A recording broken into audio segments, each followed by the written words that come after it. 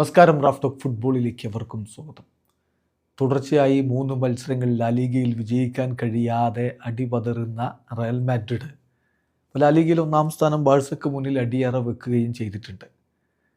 സാബി അലോൺസോയും താരങ്ങളും തമ്മിലുള്ള ബന്ധം അത്ര മികച്ചതല്ല എന്ന തരത്തിലുള്ള വാർത്തകൾ വരാൻ തുടങ്ങിയിട്ട് കുറച്ചായി. എന്നാൽ ഒളിമ്പിയാക്കോസിനെതിരെയുള്ള UCL മത്സരത്തിന് ശേഷം എല്ലാം വളരെ ഓക്കെയാണ്, എല്ലാവരും യുണൈറ്റഡ് ആണ് എന്ന തരത്തിൽ റയലിൻ്റെ താരങ്ങൾ കിലിൻ എംബാപ്പയും അതുപോലെ ബെല്ലിംഗാമും ഒക്കെ മാധ്യമങ്ങളോട് ഇങ്ങനെ എടുത്തു പറയുന്നത് നമ്മൾ കേട്ടു. സാബി അലോൺസോയും അങ്ങനെ പറഞ്ഞു. പക്ഷേ കഴിഞ്ഞ മത്സരം അവർ ലാലിഗയിൽ സമനിലയിൽ കുരുങ്ങിയതിന് ശേഷം അത്തരത്തിലുള്ള ഒരു പ്രതികരണവും ആരിൽ നിന്നും വന്നില്ല. ജിറോണയ്ക്കെതിരെ 1-1 സമനില. ഇപ്പോൾ വീണ്ടും സ്പാനിഷ് മാധ്യമങ്ങൾ വലിയ രൂപത്തിൽ വാർത്ത കൊടുത്തുകൊണ്ടിരിക്കുന്നു. ചില താരങ്ങൾക്ക് സാബിയുടെ രീതികളോട് എതിർപ്പുണ്ട്. സാബി കൊടുക്കുന്ന പല മെസ്സേജുകളും കൃത്യമായിട്ട് ടീമിലേക്ക് എത്തുന്നില്ല എന്നുപോലും റിപ്പോർട്ടുകൾ വരുന്നു. ഈഗോയാണ് പ്രശ്നം എന്ന് നിരീക്ഷിക്കുന്നവരുമുണ്ട്. ഗരത്ത് ബെയിൽ ഒരിക്കൽ പറയുകയുണ്ടായല്ലോ, നമ്മൾ കേട്ടല്ലോ, അത് റയൽ മാഡ്രിഡിലെ മാനേജർ എന്ന് പറഞ്ഞാൽ ഈ ടാക്ടിക്സ് മാത്രം നോക്കുന്നയാളല്ല, മറിച്ച് ഈഗോ ഹാൻഡിൽ ചെയ്യാൻ പറ്റണമെന്ന്. അന്ന് പക്ഷേ കാര്യങ്ങൾ അങ്ങനെയൊന്നുമല്ല എന്നാണ് സാബി അലോൺസോയുടെ പ്രതികരണം ഉണ്ടായിരുന്നത്. ഇപ്പോൾ സാക്ഷാൽ Ronaldo, yes, Brazilian Ronaldo Nazario തന്നെ പറയുന്നു, റയൽ മാഡ്രിഡിൽ ഈഗോ ബാക്ക് സീറ്റിലായിരിക്കണം, അത് ഫ്രണ്ട് സീറ്റിലേക്ക് വരുന്ന അവസ്ഥ ഉണ്ടാകരുത്. ഇതിപ്പോൾ ഞങ്ങളുടെ കാലത്തും സംഭവിച്ചിട്ടുണ്ടായിരുന്നു. പക്ഷേ ഞങ്ങളെല്ലാവരും ഗലാക്റ്റിക്കോസും അതുപോലെ തന്നെ പാവോൺസും നല്ല രൂപത്തിൽ ഒരുമിച്ച് ചേർന്ന് മുന്നോട്ട് പോവുകയാണ് ചെയ്യുന്നത്. അതായത് അദ്ദേഹം പറയുന്നത് ബിഗ് പ്ലെയേഴ്സും വലിയ എന്താ പറയുക, സൂപ്പർ താര പരിവേഷമില്ലാത്ത താരങ്ങളും അന്ന് ഒരുമിച്ച് നല്ല രൂപത്തിൽ പോയിട്ടുണ്ട്. അങ്ങനെ ഈഗോയെ ബാക്ക് സീറ്റിലേക്ക് മാറ്റി വെക്കണം. അതാണ് റയലിൽ ഇമ്പോർട്ടൻ്റ് ആയിട്ടുള്ള കാര്യം.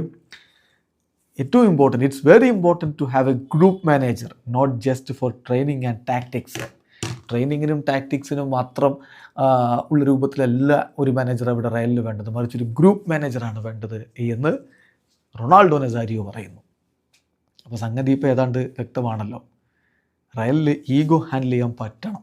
അത് ഹാൻഡിൽ ചെയ്യാൻ പറ്റിയെങ്കിൽ മാത്രമേ അവിടെ സക്സസ് ആയിട്ട് മുന്നോട്ട് പോകാൻ കഴിയുകയുള്ളൂ. അല്ലാത്ത പക്ഷം ഒരു കോച്ചിനും, ഇനിയിപ്പോൾ എത്ര വലിയ പ്രതിഭാതനായിട്ടുള്ള കോച്ചാണെന്ന് പറഞ്ഞാലും കാര്യങ്ങൾ മുന്നോട്ട് പോവുക ഒട്ടും എളുപ്പമല്ല എന്നുള്ളത് തന്നെയാണ് റൊണാൾഡോ നെസാരിയോയും പറഞ്ഞു വെക്കുന്നത്.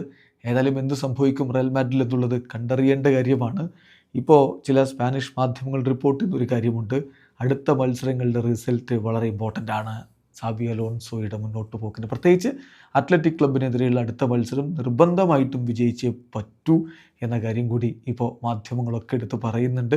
ഏതായാലും റയൽ മാഡ്രിഡിന് മനസ്സിലാകുന്നില്ല എന്താണ് സംഭവിക്കുന്നത്, പ്രത്യേകിച്ച് എവേ മത്സരങ്ങളിൽ എന്താണ് സംഭവിക്കുന്നത് എന്നുള്ളൊരു ആശങ്ക അവിടെയുണ്ട്.